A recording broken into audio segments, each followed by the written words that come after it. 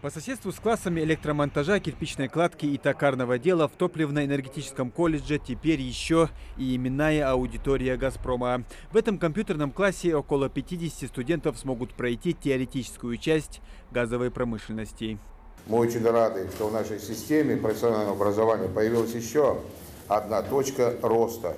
Президент Владимир Владимирович Путин считает, что обновление всей системы образования, внедрение передовой подготовки рабочих инженеров является одним из ключевых базовых технологического и экономического прорыва страны, повышение качества жизни и реальных доходов граждан. Исходя из этого, мы уделяем постоянное внимание состоянию профессионального образования. Задачи создания конкурентоспособной экономики, вывода социально-экономического развития республики на более высокий уровень, качественному повышению и уровня жизни нашего народа не могут быть решены без наличия хорошей подготовки профессиональных специалистов. У нас в действительности не хватает профессиональной чисто в этой области, где оснащение наших населенных пунктов, газифицированность в республике Ингушетия, она в целом, она по сравнению с другими регионами почти несравнима, я вам скажу. У нас более 95% газифицированность региона, наши населенные пункты. И сегодня сегодняшняя подготовка в аудитории специальной исключительно важна. В кабинетах установлены компьютеры с программами и учебной литературой для работы в газовой сфере. Также подготовлен и педагогический состав, который будет обучать студентов. Здесь они смогут пройти подготовку по специальностям слесарь по ремонту и обслуживанию газового оборудования и контролер газового хозяйства. У нас есть трагические события, которые понесли нарушением технологий подключения газовых оборудований, газовых сетей к домам. И вы это все знаете. И в последующем мы не должны этого допускать. А для этого нужны профессионалы. Нельзя вот просто взять якобы специалиста и подключить к системе газопровода. Это источник повышенной опасности. И к этому вот эта аудитория, которая будет готовить специалистов, она, в общем-то, главное, самое главное. И нельзя, я хотел бы, вот пользуясь случаем, сказать жителям, не надо, кто не знает, якобы специалист не имеет права подходить к газовому оборудованию, не имеет права подключать его, потому что это несет с собой вот эти трагические события. И кроме того, хотел бы подчеркнуть, газовый межрегион газ и в целом «Газпром», я вам скажу, многое делает для республики, помогает. И один вот из этих открытий аудитории является огромным для нас событием. Потому что для жителей республики необходимы специалисты.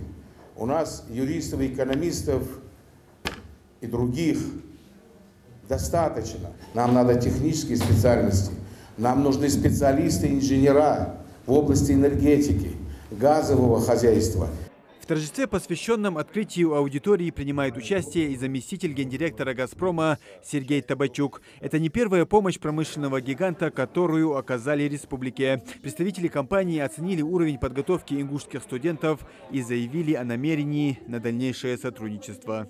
Я уверен, что наш совместный проект вместе с колледжем будет способствовать появлению новой, не побоюсь, армии профессиональных сотрудников, которые пополнят в первую очередь ряды местной организации.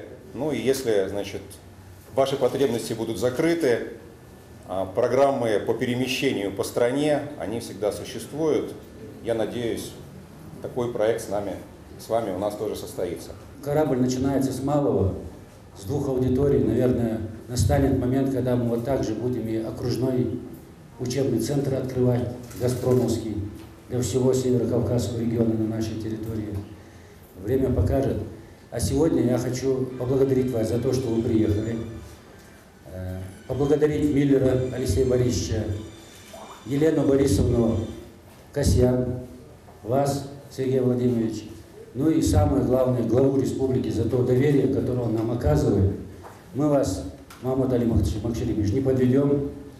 Мы понимаем задачу выполним. Спасибо. А после официально открывают новую аудиторию, разрезав символическую красную ленту.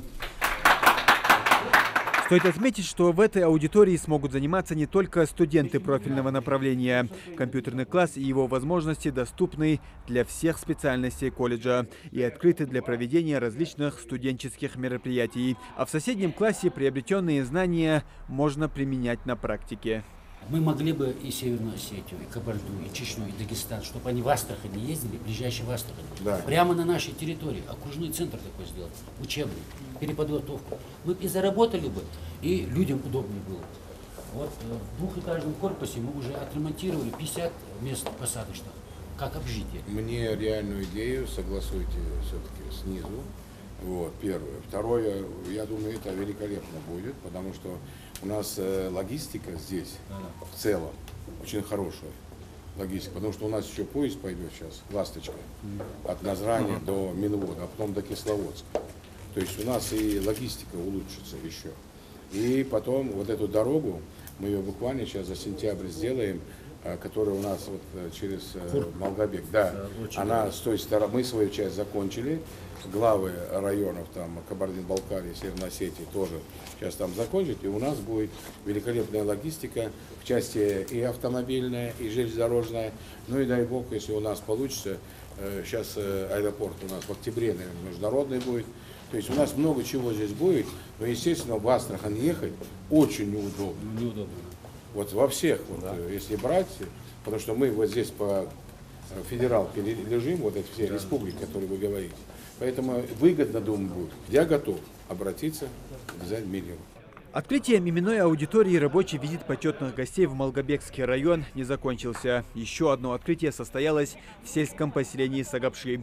Здесь официально дали старт программе дегазификации в Ингушетии.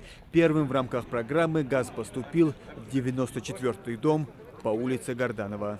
Уважаемый Махмуд Али Макшерипович, уважаемый Сергей Владимирович, разрешите произвести пуск газа на данное домовладение? Разрешай. Разрешаем. Бисмиллахи.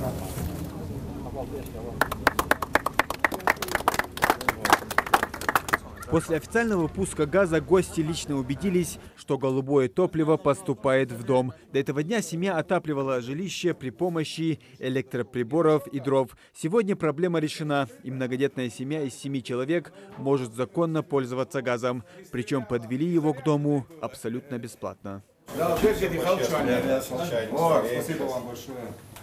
Я об этой программе узнал именно в нашем «Газпроме», у нас вот районном. Я пошел подать заявление на подключение к газу, и мне предложили, что есть такая программа «Бесплатная газификация» в России. И так как я первый, кто обратился по этому поводу, мне полностью подвели до моего дома газ, подключили, установили счетчик, и после мне предложили сделать, предложили, что они могут мне сделать внутреннюю газификацию. После чего я подал заявку на внутреннюю газификацию, оплатил, и все, мне уже подключили. Программа дегазификации реализуется по указу президента страны Владимира Путина. Она предусматривает бесплатное подведение газа к домам до границ земельного участка в населенных пунктах, где проведена линия газопровода. Желающий газифицироваться сможет заключить договор с газораспределительной организацией. В настоящий момент работа по приему заявок в нашей организации проводится в постоянном режиме. Есть несколько способов подать документы. Один из них – это обратиться непосредственно в клиентскую службу АО «Газпром» газораспределение. Второй вариант – подать заявку на сайте через единое окно. В настоящий момент уже определен оператор, который занимается этой программой, в том числе и в Республике Ингушетия. Это очень большое подспорье, особенно для тех домовладений, которые находятся, скажем так, не в самой центральной части, не в самых больших городах, потому что основной проблемой всегда была прокладка газопровода до границ участка. Это довольно-таки затратные работы. В большинстве случаев оформление всей документации приблизительно обходилось гражданам до 100 тысяч рублей. Социальная газификация проводится в отношении всех частных домов, которые соответствуют условиям, независимо от года постройки. Проводится линия газопровода до так называемой красной линии. А проводить газ сразу внутри участка или нет, решает сам собственник. Но за это уже нужно заплатить. Он может сразу заключить договор и на разводку по дому, а может сделать это позже. Я призываю сейчас всех не откладывать, у кого есть такая потребность, пользоваться этой возможностью, размещать свои заявки на соответствующих сайтах, на сайте единого оператора, обращаться в нашу газораспределительную организацию, обращаться в мобильные пункты, подавать заявки, чтобы мы как можно раньше начали эту работу. Это важнейшая задача. С этой задачей мы справимся только вместе, только с поддержкой региона. Ну и добрый путь. Спасибо большое.